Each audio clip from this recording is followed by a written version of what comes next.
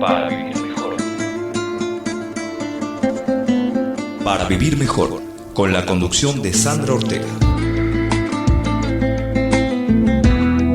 Todos los miércoles de 15 a 16 por la 88.5 Radio Muni.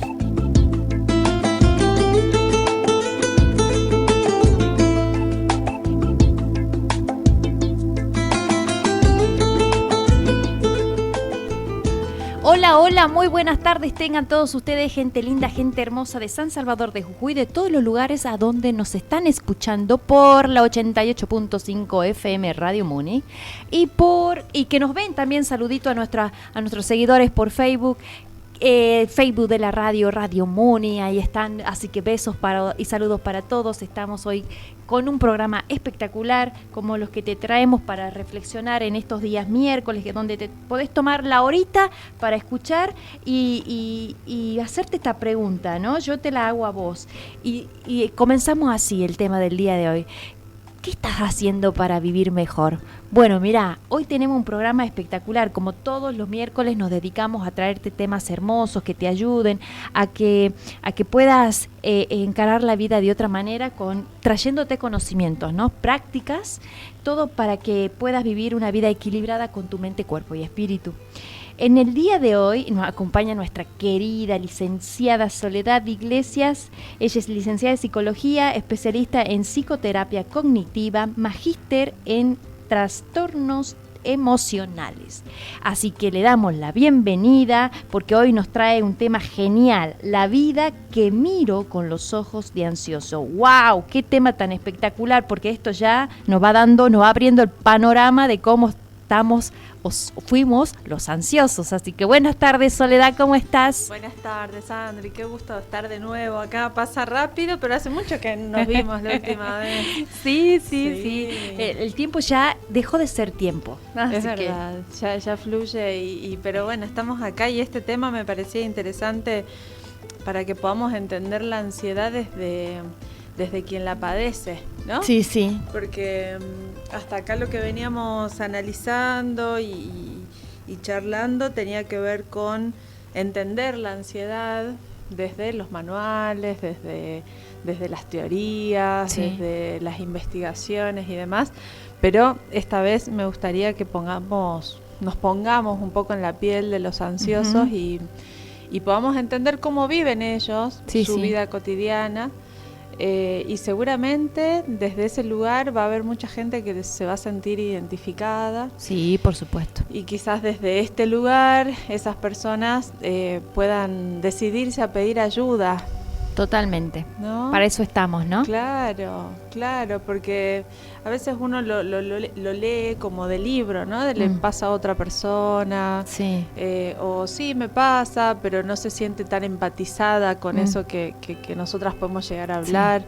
En cambio ahora, bueno, vamos a hacer el intento de meternos en esos zapatos. Sí, y a veces cuesta aceptar, ¿no? Que uno está en un estado que, bueno, la palabra ansioso, que cree la persona que es temporal, pero no lo está viendo ni registrando cuando llega a ser algo que también se pasa mucho por el cuerpo, ¿no? Uh-huh. Y donde lo trasladamos después a otras cosas. Es cierto porque no toda persona con algunas características de ansiedad puede presentar un trastorno de ansiedad. Uh-huh.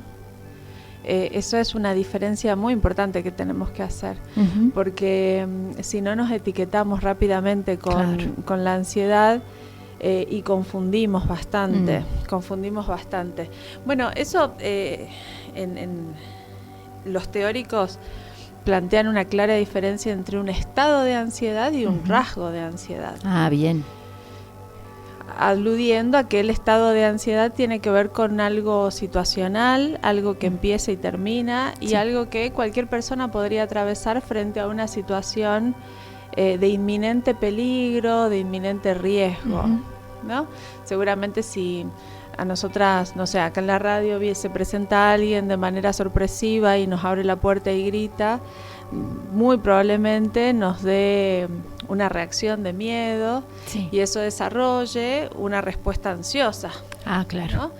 pero nos damos cuenta que es un compañero de trabajo tuyo y Sí. ese estado de ansiedad se desactiva, ¿no? Se bien. desactiva y uno entiende de que el riesgo no fue real, fue imaginario, ¿no? Podríamos pensar que esa es la situación del estado ansioso. Ajá.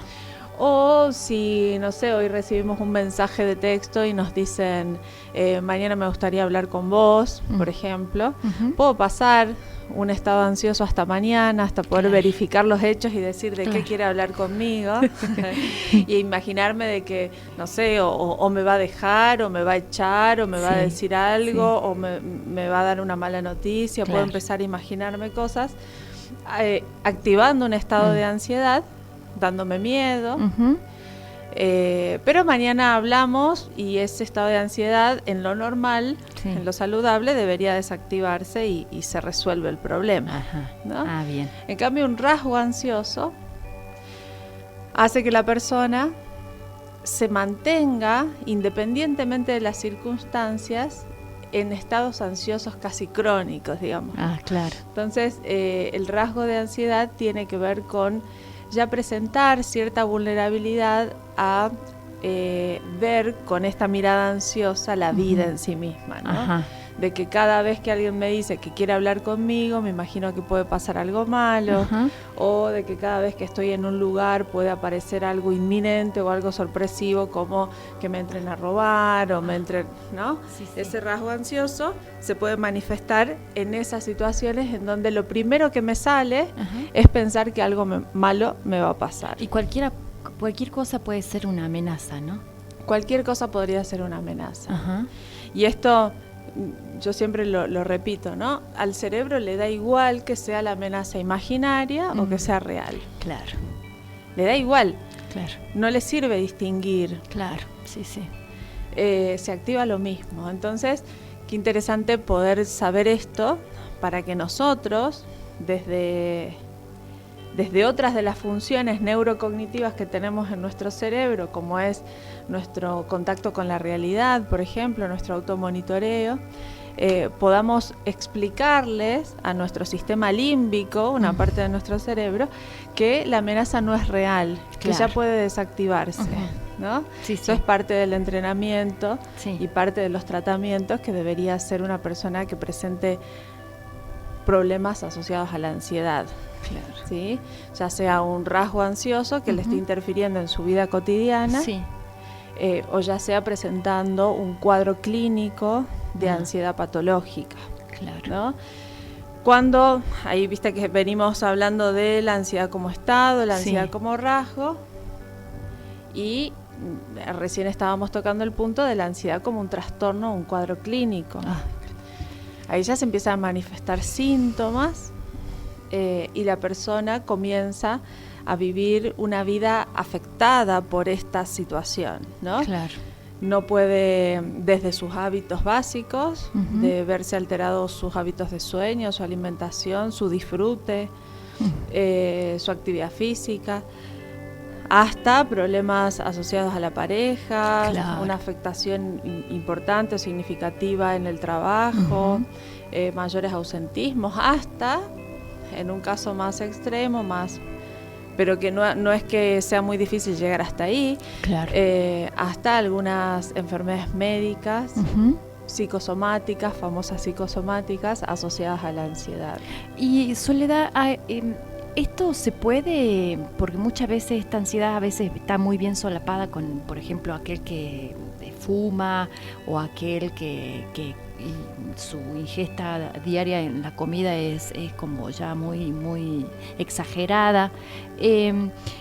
¿Esas personas pueden salir fácil de esta situación así ansiosa? Porque muchas veces por ahí como que creen que el trabajar la ansiedad es como que algo que muy denso, que no sé si lo voy a poder hacer, que es algo permanente, que no puedo, que las personas se cierren en el no puedo. Sí, la verdad es que el cuadro clínico de ansiedad debiera revertirse. Cuando una persona identifica que esto se está transformando en un trastorno y cuando el profesional recibe ese paciente y lo identifica como un diagnóstico, el tratamiento tiene que revertir ese cuadro de ansiedad, necesariamente, porque después, si no se hace ese trabajo, la persona puede empezar a experimentar otras comorbilidades, ya sea psicológicas, como la depresión o el estrés crónico, ¿sí? O bien comorbilidades físicas, desde las autoinmunes, fibromialgia, artritis, están muy relacionadas esas cosas, ¿no? Acá siempre se discute qué es primero, el huevo o la gallina. Claro. La verdad es que da igual qué es primero, si el huevo o la gallina.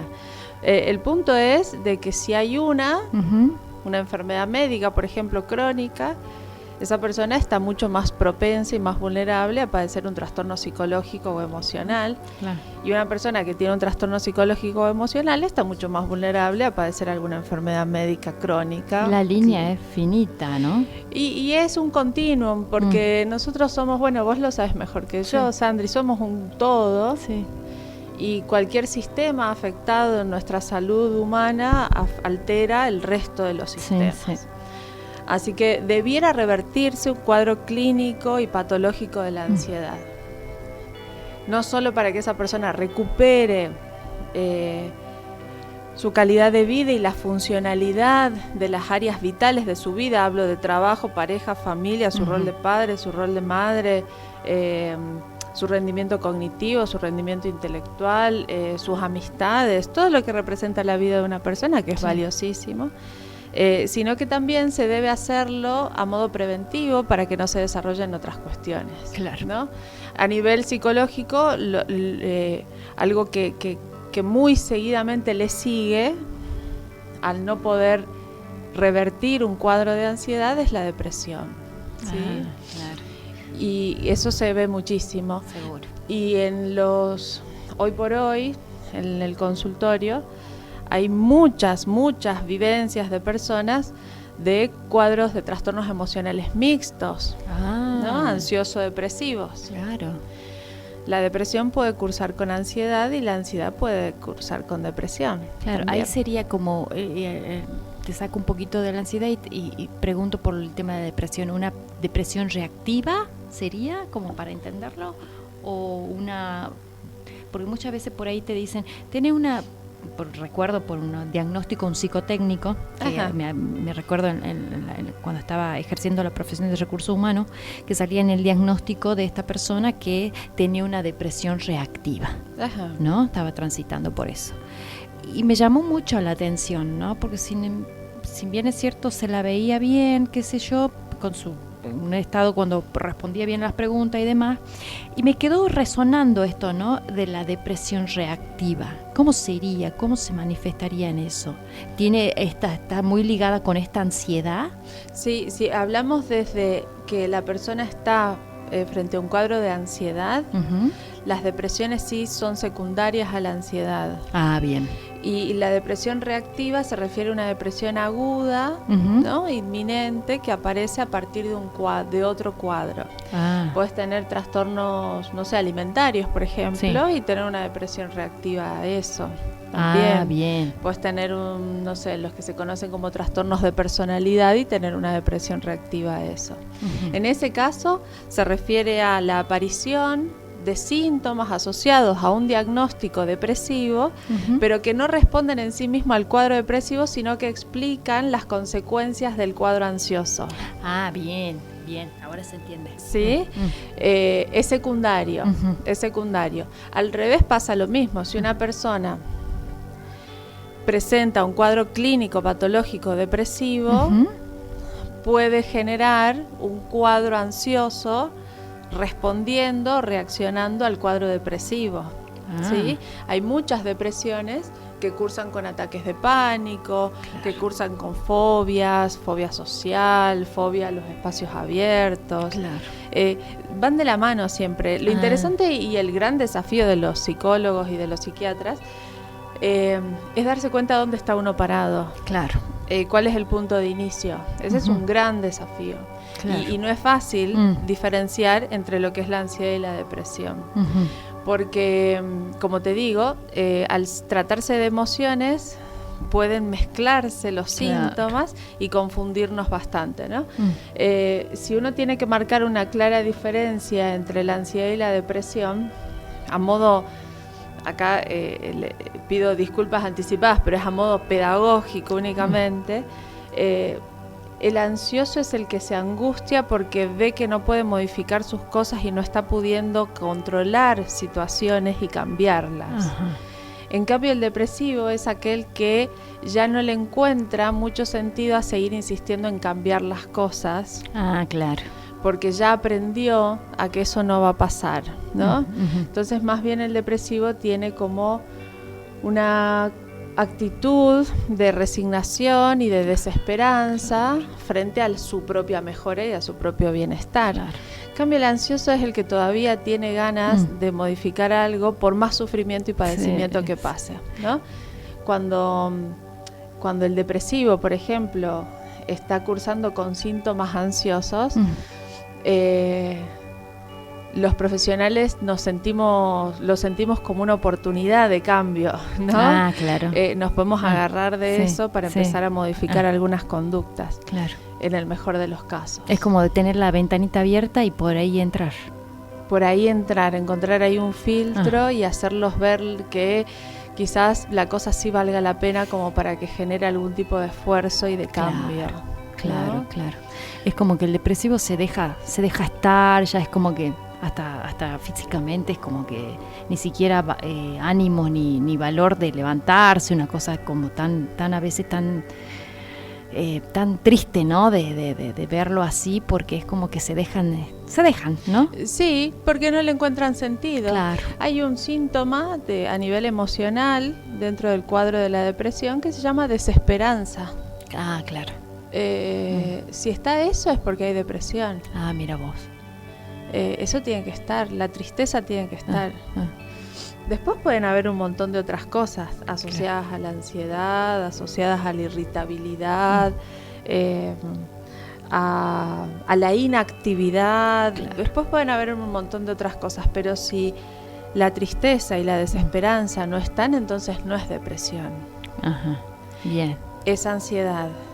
Mirá qué finito que estamos hilando. Sí. Por ahí, si nos está escuchando algún colega, seguramente lo va a entender y lo va a identificar mucho mejor. Claro. Pero una de las cuestiones que diferencia y que nos ayuda a entender que se trata de ansiedad, por más que tenga un montón de variedades ansiosas, es que hay desesperanza y hay tristeza. Ajá. Y no cursan esas personas o no tienen esas personas vivencias emocionales placenteras. Ah. En cambio, la ansiedad puede tener tristeza, puede tener miedo, puede tener un montón de emociones displacenteras, pero también cursan con algunas emociones placenteras. Ah, mira vos qué diferencia, ¿no? Sí, todavía experimentan. Mirá lo que estamos pensando, ¿no? De que hay personas que experimentan emociones placenteras y hay otras personas que perdieron la capacidad de vivirlas. Cuando en realidad eso es algo que en nuestra genética se da por naturaleza. Claro. Todos nacemos con la capacidad de sentir emociones agradables como emociones desagradables. Pero en el estado de ánimo depresivo, la persona desaprende la vivencia de emociones agradables o placenteras. Yo he tenido pacientes, Sandri, que sentían una rareza, claro, cuando lograban sentir cierta alegría por ver a sus nietos, claro, o porque tuvieron un pequeño logro. Y me decían, pero siento algo que es raro, que no lo entiendo, que no lo diferencio, no es tristeza, pero tampoco puedo expresarlo demasiado bien. Y después te das cuenta de que quizás está volviendo a experimentar la alegría. Claro. No te digo la alegría como la pueden experimentar, no sé, cualquier persona, pero de alguna forma entrar en contacto con esa experiencia emocional agradable es muy raro para el depresivo. Y es como algo nuevo, no experimentado, ¿no? Haberse olvidado. Claro. Qué bárbaro, Esa es la palabra, es olvidado. La depresión te hace aprender a olvidar cómo es el bienestar o cómo se siente el bienestar. Uy, Es Dios. tremendo. Sí, sí, durísimo, ¿no?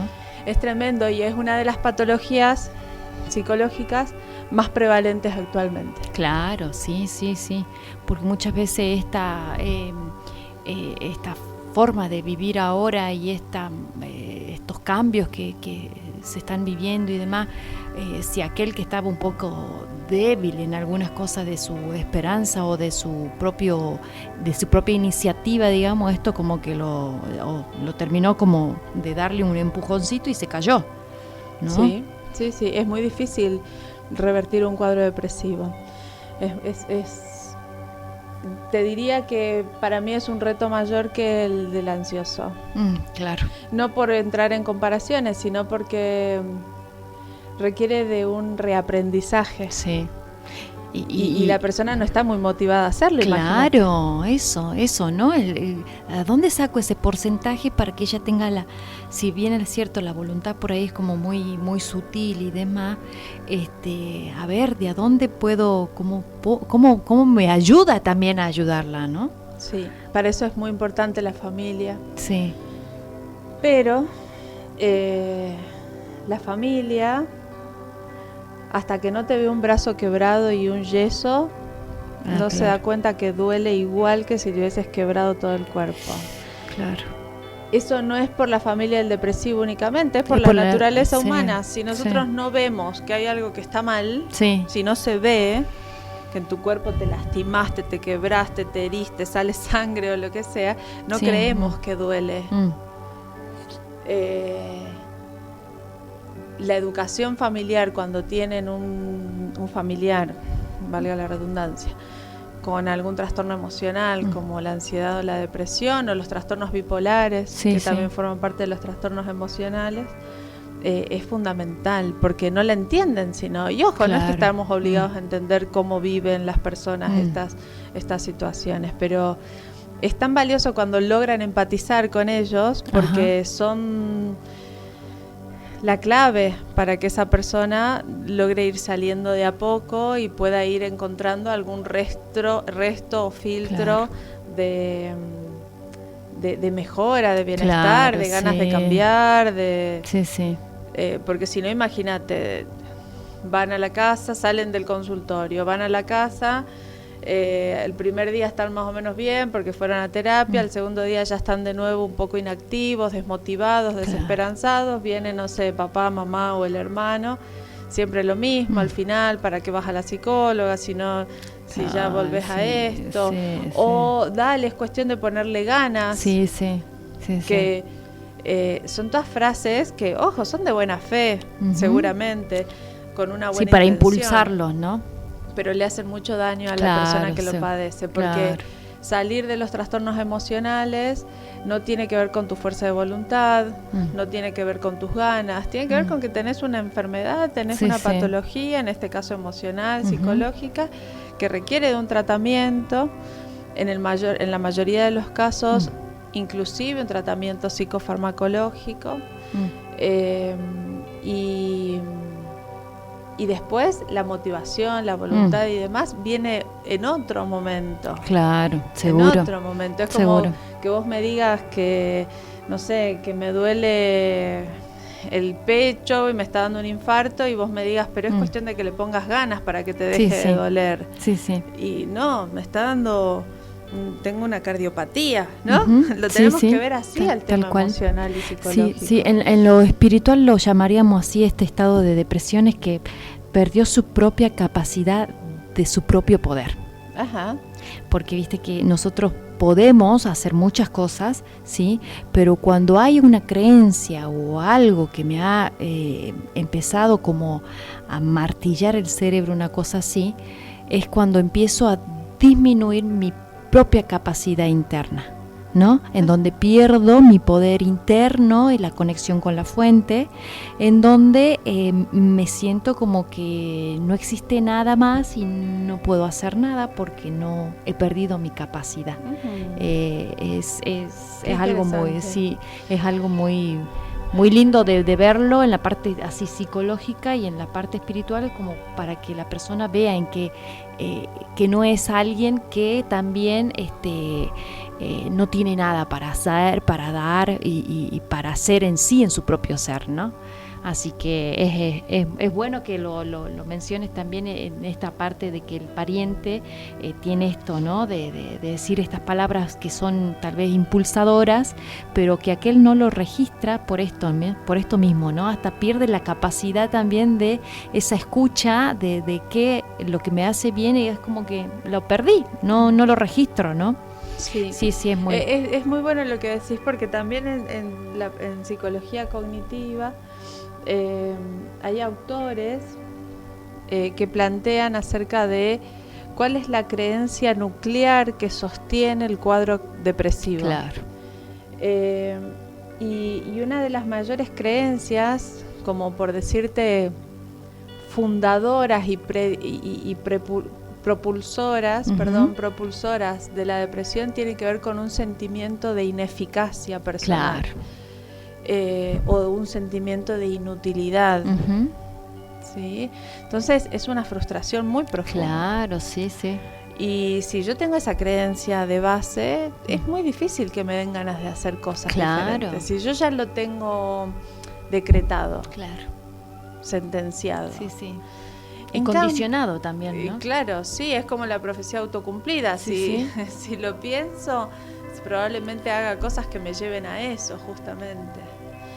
En cambio, la ansiedad tiene una creencia nuclear y fundadora que sostiene el cuadro ansioso de la incapacidad, de no voy a ser capaz de.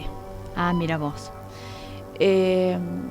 Esto creo que también ayuda bastante, porque no es lo mismo pensar de estoy deprimida, me siento frustrada porque creo que no voy a poder con tal cosa, a decir no soy una inútil o soy insuficiente para tal otra. Son dos cosas distintas. Te activan mecanismos psicológicos y emocionales muy diferentes. Una asociada a la depresión y otra asociada a la ansiedad. Y esto que vos dijiste muy claro en uno de los programas, que a mí me quedó también como a veces frase gatillo, ¿no? Que tiene esto, ¿no? Perder la capacidad de tus propios recursos, ¿no? Sí, empezás a descreer de tus recursos. Eso. Sí, totalmente. El depresivo definitivamente ya lo intentó, ya lo vio y ya no quiere ponerse a prueba más. Y el ansioso hace intentos, que a veces esos intentos no son los correctos, en el sentido de no son los funcionales, los saludables, y sigue alimentando esa idea de que sus recursos no son suficientes como para poder hacerle frente a la situación. Claro. Desconfían de sus recursos. Y el ansioso tiene esta impulsividad, ¿no? Que por ahí también hace de que y colabore, que por ahí a veces obstruye un poco el suceder de las cosas, ¿no? Porque es como que me anticipo tanto o me mando tanto sin antes como tomarme el tiempo, digamos, eso que a veces se necesita, ¿no? Que para reflexionar o hacer lo que se tenga que hacer, porque por ahí hay un tiempo limitado que uno debe de tomarse para hacer las cosas, ¿no? Y hay otras que no, porque hay una presión que ejerce y uno tiene que ahí saltar a poder encontrar soluciones a cualquier cosa cuando se trabaja, por ejemplo. El trabajo con presión a veces te impulsa a que hagas rápido y encontrar la solución de inmediato, ¿no? Sí. Pero casi siempre no es tan así, porque toda la vida no estamos bajo presión, porque hay ámbitos en los cuales uno está bajo presión, ¿no? Sí, es cierto. Y uno pierde ese espacio, ¿no? Y ahí es donde uno obstruye también el cómo hacer las cosas, ¿no? Sí, y ahí es donde en general empieza el problema. Porque, a ver, pensemos, la impulsividad que vos nombrás tiene un sentido. Somos todos tendenciosamente impulsivos. Esto también forma parte de nuestra naturaleza humana. El tema es de que si la persona piensa o se anticipa a eventos negativos en su vida cotidiana, va a tener como la necesidad y va a tener la mejor excusa para implementar recursos que rápidamente puedan resolver un posible problema o un posible riesgo. Claro. Y ahí la impulsividad encuentra mucho lugar, porque es como lo tengo que resolver ya, porque si no esto se me viene encima y voy a perder el control de las cosas. Y viste que el ansioso tiene una meta en la vida que es controlar la mayor cantidad de cosas posibles, ¿no? Sí. Esa forma parte de las características de la ansiedad. Entonces, lo que quiero decir es que la impulsividad tiene mucho sentido cuando la persona observa de que algo malo le va a pasar. Y si yo pienso que algo malo me va a pasar, y claramente voy a querer resolverlo cuanto antes. Claro. Lo voy a tomar como una urgencia y lo voy a tomar como hasta incluso una exigencia y una obligación de tener que resolverla. Y en esa impulsividad te puede salir bien o te puede salir mal. Claro. Pero el costo emocional es muy grande en ambos casos. Claro. Porque desarrollar una respuesta impulsiva, una reacción impulsiva, hace que vos te estreses mucho y eso hace que aumente tu ansiedad también. Pero sin meterme en esa parte, yo creo de que una de las grandes falencias de la ansiedad es que esa impulsividad te lleva a tomar decisiones que finalmente van en contra de los objetivos que vos querías o que querías lograr, ¿no? Bien. Y tienden a frustrarte. Exactamente. Tienden a frustrarte. Hay un listado que algún día lo voy a traer, que es un listado de derechos humanos básicos, por un psicólogo, escrito por un psicólogo. Vicente Caballo se llama el psicólogo. Y uno de los derechos es pensar antes de actuar. Porque si bien la ansiedad es algo favorable que nos hace darnos cuenta de que si tenemos un peligro, un riesgo, podemos contar con recursos para hacerle frente, cuando la amenaza no es real, la ansiedad queda dando vueltas y no sabe con qué engancharse, no tiene sentido. Claro. Y la persona es consciente de eso, porque no por ser ansiosos nos dejamos de dar cuenta de las cosas que tienen sentido o no. Pero creemos de que estamos pensando y razonando esa estrategia de resolver el problema, y en realidad lo que estamos haciendo es una reacción impulsiva. ¿No? Recién vos me nombrabas el hábito de fumar, el de comer y demás. Ese es un claro ejemplo de un intento de regular los niveles de ansiedad, pero que al final te dobla la apuesta de la ansiedad, porque después te frustras, te arrepentís, te sentís mal, aumenta tu ansiedad y demás. Pero fue un intento de buena fe, también, de buena fe, de querer tranquilizarme, o me siento muy angustiado, tengo miedo de que mi pareja esté con otra persona, entonces lo llamo. Son intentos de buena fe de calmar mi ansiedad y mi angustia, pero quizás no es la mejor manera para poder resolver ese problema. Claro. La impulsividad podría decirse que disminuye la intensidad de una emoción, calma tu estado emocional, pero no te resuelve los problemas que te generan ansiedad. Claro. Entonces te va a pasar otra cosa a los 2 minutos y vas a estar viviendo lo mismo como si fuese la primera vez.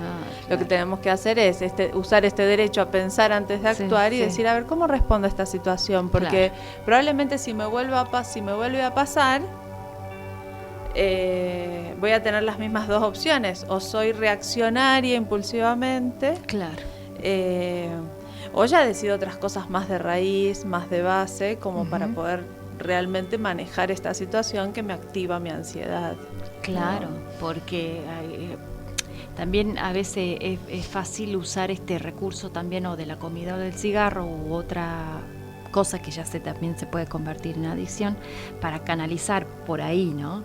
Sí. Pero que es, como vos decís, también es contraproducente, porque por otro lado me estoy lastimando de alguna manera, y que también ese círculo que así es una rueda que no es como que no encuentra su lado sano, ¿no? Porque ambas cosas terminan siendo muy perjudicial. Ni es productivo tampoco.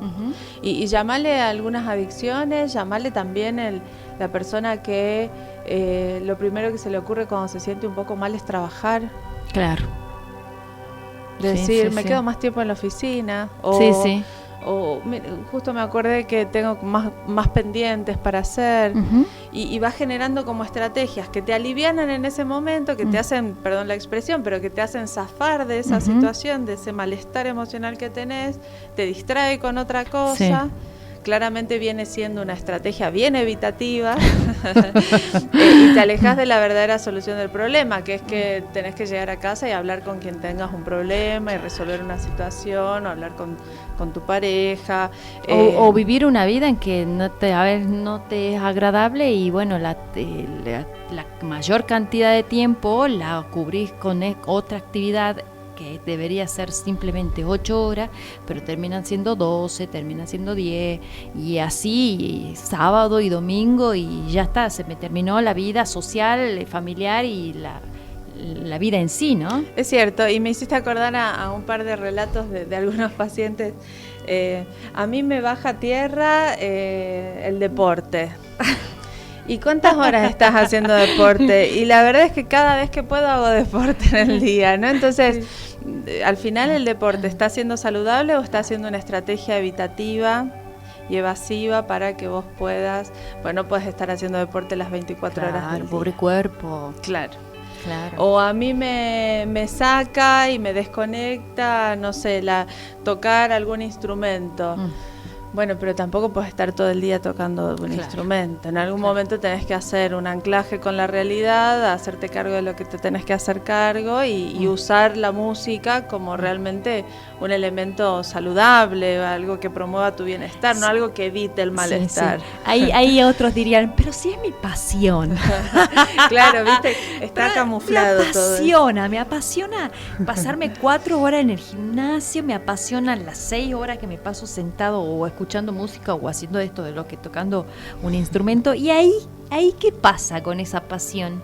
Y ahí es dudosa. Bien. Ahí es dudosa porque si vos tenés, no sé, que recurrir a 6 horas seguidas a tocar un instrumento y todavía no tenés resuelto algún asunto vital en tu vida cotidiana, y me parece que algo no está funcionando bien. Hay algo que ya nos está diciendo de que está siendo evasivo. Tampoco es que quiero decir de que uno tenga todo bien en su vida, pero al menos ser consciente y tener un registro de que hay cosas que tenés que resolver. Porque si no vas a tener más necesidad de hacer ese deporte, más necesidad de tocar ese instrumento, más necesidad de evadirte. Esa es otra de las vivencias que tiene un ansioso, ¿no? Es la dificultad que tienen para tolerar el malestar. Se tolera muy poco el malestar desde la ansiedad. Mira vos. Y no sé si vos habrás escuchado, seguro que sí, porque la verdad es que es una de las frases que en general se escucha, de algo malo me debe estar por pasar porque me siento muy bien hasta ahora. Sí. Sí, la poca costumbre de estar en armonía, en paz, como que no pueden estar, no es vida si no están a los atropellos, en el acelere, o que algo me pasa, algo me está por pasar, o lo veo muy raro, está todo muy silencioso, esto no sé qué pasa, no sé qué pasó. Sí, es muy común. Bueno, lo escucho siempre. Ese cuestionamiento que acabas de decir, ese cuestionamiento es muy típico en la ansiedad. Sí. Es muy típico cuestionarse constantemente los estados emocionales y sacar conclusiones de eso, como por ejemplo predecir el futuro, de que algo raro me está pasando, entonces en el futuro va a pasar algo malo. Sí, me voy preparando. Sí, totalmente. Los autores le llaman contraste emocional a eso. Y habla de esa dificultad de lidiar con estados emocionales, tanto los placenteros como los displacenteros. Y la persona que tiene un rasgo ansioso, y sobre todo la persona que ya está con un cuadro clínico de ansiedad, en general vivencia los estados emocionales con mucha mayor intensidad que cualquier otra persona. ¿Pero por qué? Porque está tan pendiente de sus reacciones emocionales que en cuanto se despierta una emoción, ya la intensidad es fuerte. Es como estar hiperalerta a ver qué voy a sentir ahora. El sentido de alarma permanente. Es estoy vigilando constantemente cuáles son mis reacciones emocionales. Entonces, alguien que no tiene ese rasgo ansioso o no tiene un trastorno de ansiedad, de repente dice, bueno, sí, la verdad es que estoy un poco triste porque me pasó esto, y lo identifica como parte, como un reflejo natural de las vivencias diarias. Pero el ansioso no debería sentirme así. Claro. O yo ya sabía que algo de esto iba a pasar, ¿no? O no soporto sentirme de esta forma, o me enoja sentirme triste, ¿no? Comienza como a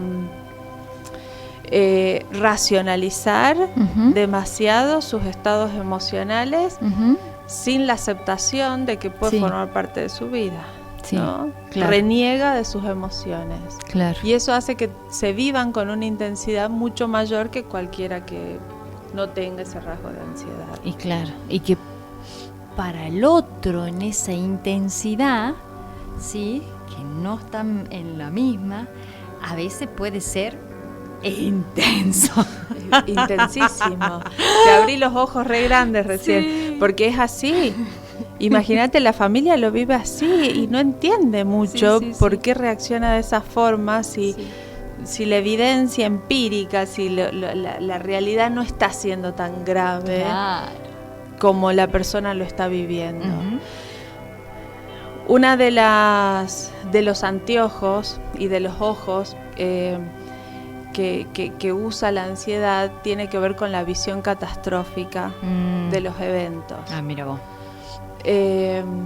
Y esto se investigó mucho sobre esto, sobre todo en neurociencias, de cómo la persona procesa la información de lo que vive en su vida cotidiana. La visión catastrófica es una de ellas, y es atribuirle un grado de intensidad y de afectación mucho mayor al evento negativo de lo que es. Entonces, si nosotras dos vemos una misma situación, la persona, la que tenga la visión ansiosa, lo va a ver de manera mucho más negativa, casi tremendista, que la otra, ¿no? Sí. Eso es algo que es muy común. Bien. Y es uno de los ojos con los que se mira desde la ansiedad. Bien. ¿No? Si te parece, paso a eso, que es lo que también dice el título de lo que hoy charlamos. Ay, Sandri, mirá la hora que es, ya estamos. Sí, ya estamos. Pero ya te hago lo voy a tratar de hacer más específico. Otra de los anteojos con los que vive el ansioso tiene que ver con algo que nosotros le decimos filtraje. ¿Qué es el filtraje? Es una tendencia automática de filtrar los elementos negativos de la situación. Se selecciona, sin darnos cuenta, el ansioso selecciona los detalles negativos o los potenciales peligros de una situación. Entonces, divino el parque San Martín, hermoso, pero me quedo con que hay mucha gente, mirá si me contagio, que mirá los baches, que si me caigo, que mirá... Y a ese es el que etiquetamos después, qué negativo que sos, ¿por qué no ves algo más amplia? ¿Por qué no tener una visión más amplia de las cosas? O sea, vendría a ser así como... La propuesta es, tengamos una visión más completa de la realidad. Bien. Más amplia, como decís vos, de la realidad. Yo siempre les digo a mis pacientes, no se trata de ser optimista, se trata de que seas realista. Vos podés identificar aspectos negativos de una situación y estás en todo tu derecho, es tu rasgo ansioso. Supongamos que todo el mundo tiene derecho a tener el rasgo que quiera, ¿no? Pero no te olvides de los otros detalles de la realidad, de que además de los peligros de la situación también puedes disfrutar, de que puedes pasar un buen rato en el parque, de que puedes disfrutar del sol. No te olvides de los otros detalles, tener la visión completa de la realidad, ¿no? Claro.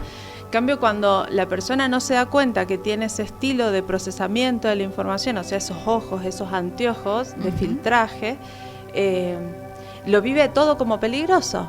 Claro. Lo vive todo como negativo, Ujú. peligroso. No por pesimista, sino por temeroso. Ah, mira vos. ¿Sí? Ujú.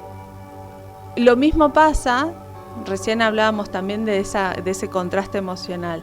Hay unos anteojos que se ponen muchas veces los ansiosos que tienen que ver con la polarización. Las cosas son blancas o negras. Ah, claro. No hay un O término esto, no hay términos medios. O se hace de esta forma o no se hace. Esto es justo y esto es lo injusto. Esto es lo correcto y esto es lo incorrecto. Esto está bien hecho, esto está mal hecho. Esa polarización, hay alguien que se está sintiendo identificado. Sí. Okay. No quiero nombrarlo, pero está atento. Bueno, ese pensamiento polarizado tampoco es por... Tiene un poco que ver con la exigencia, obviamente, pero no desde el mal sentido del término. Tiene que ver con el intentar, voy a usar de nuevo la frase de buena fe, que las cosas no se me escapen de control. Claro. Es como disminuir el margen de error. Claro. Entonces, yo supongo, con estos ojos, con estos anteojos, supongo que si las cosas son o así, no se me va a escapar nada. Es con una buena intención. Es desde una visión temerosa, desde que no quiero que se me salga de eje nada. Sin embargo, ahí vamos de nuevo con la profecía autocumplida, termina siendo Claro. que la mayoría de las cosas en la vida no son blanco o negro. Claro. Que la mayoría de las cosas en la vida no son solo negativas. Que la mayoría de las cosas en la vida no son tan catastróficas como uno las pensaba al principio, ¿no? Sí. Después hay otros anteojos que usan los ansiosos. Voy a contarte algunas cosas más típicas, porque hay muchos anteojos que te había preparado, Sí. que tiene que ver con los deberías, Ah, bueno. con ciertos mandatos heredados o propios, construidos en nuestra vida adulta, o heredados de mamá, papá, abuelos o quien sabe. Sí.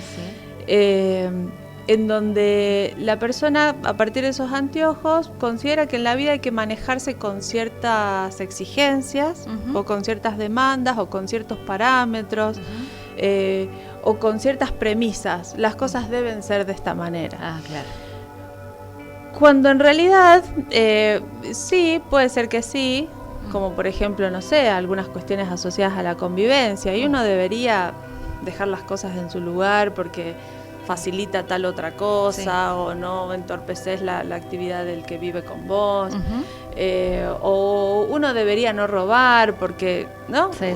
Hay cosas que sí entran, pero hay el ansioso, los ojos ansiosos, hacen del debería una convicción, como una alta moralidad, ¿no? Mira vos. Una alta moralidad en donde las cosas deberían ser de esta forma, y si no son así, entonces es muy injusto. Claro. Los ansiosos tienen una predisposición a sentirse fallados por el resto de las personas. Ah, mira. ¿Cómo me pudo haber hecho esto? Sí.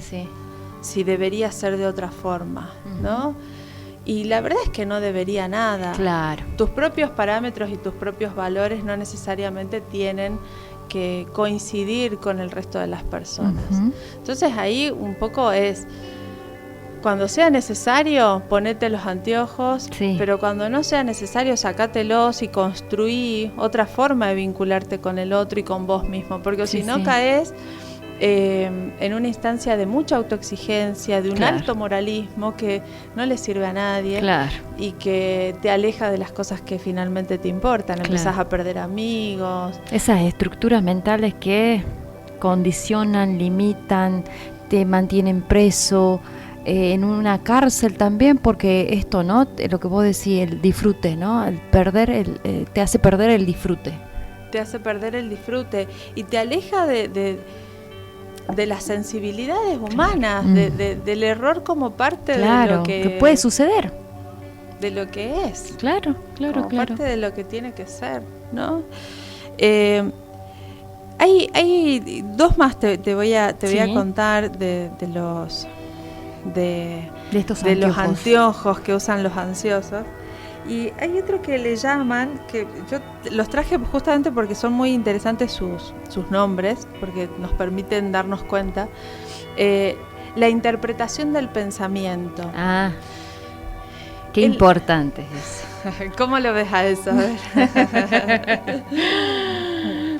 Esa a veces impulsividad de imponer lo que yo pienso a toda costa, ¿no? Ajá, claro, y de hasta incluso creer que uno sabe lo que el otro piensa. Ahí vos dijiste otro que es muy bueno también, que nosotros le llamamos falacia de razón. Yo creo que mi verdad es la única verdad. Sí, sí. Y la interpretación del pensamiento agrega esto de yo sé lo que vos estás pensando. O yo no te voy a decir esto porque sé que vos lo vas a interpretar de esta forma, Claro, entonces me quedo callado para que vos no te enojes o no te ofendas. Los ansiosos se atribuyen cierto poder, ¿no? Sobrehumano, que realmente no lo tenemos. Sí. De anticiparnos a lo que el otro puede llegar a pensar, opinar, sentir, ¿no? Me está mirando con estos ojos, debe estar pensando que yo estoy diciendo cualquier cosa, ¿no? Sí. Son trampas, son Qué pequeñas película, trampas. ¿no? Una película tremenda nos armamos. Sí. Y lo cierto es que no en todos los casos es por soberbia. Claro. Es lo mismo que todo lo de la misión de la ansiedad, es disminuir el margen de error, mantener las cosas bajo control, poder anticiparnos, que no se nos escape nada. Claro. Qué desgaste energético, ¿no? Sí. Es un desgaste energético permanente. Vos que nos estás escuchando y que seguramente todo lo que está mencionando y explicándonos y enseñándonos también Soledad, te vas a dar cuenta, vuélvelo a escuchar, porque el programa lo vamos a subir por Vina.sanación. Te vas a dar cuenta de que, por Dios, hago todo eso, es como que al escuchar nomás ya me siento cansada. Bueno, pero esa es una muy buena conclusión, Sandri, porque todo esto el ansioso no lo hace porque quiere voluntariamente hacerlo. Sí. Lo hace porque entiende que esa es la forma en donde podría encontrar su mejora, su bienestar. Y su seguridad, ¿no? Y su seguridad, exacto, porque controlar las cosas no está mal. El tema es que sepamos cómo es la forma más saludable para controlar las cosas. El ansioso sufre mucho, muchísimo sufre. Tiene una experiencia de angustia tan profunda, porque se ve en este desgaste, se ve en esto que interpreta, que analiza, que sobreanaliza, que hiperreflexiona, se ve en las noches con dificultades para poder dormir porque no deja de pensar en eso que le dijo a alguien. Sufre por la situación de ¿y si me pasa algo? ¿Y si esto que siento significa que me va a pasar algo malo? El ansioso sufre mucho y todos estos anteojos que se pone lo hace porque lo aprendió y porque cree que es una buena manera de resolver la situación pensándolo de esa forma. Y una de las cosas que acá yo invito y si conocen a algunas personas con estos anteojos, no intenten sacárselos. No. Primero escuchen, validemos. Me imagino que te sientas así, que te estás sintiendo así, o decime en qué te puedo ayudar, o cuando quieras contá conmigo, sabes que estoy para que podamos hablar. En empatía, ¿no? Empatía, claro, la sensibilidad y la validación emocional.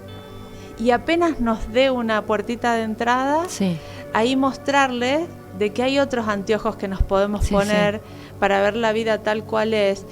Y ahí esa persona que sufre de ansiedad, que padece de ansiedad, va a decir, sí, es verdad, al final no era tan grave como yo me lo imaginaba. Claro.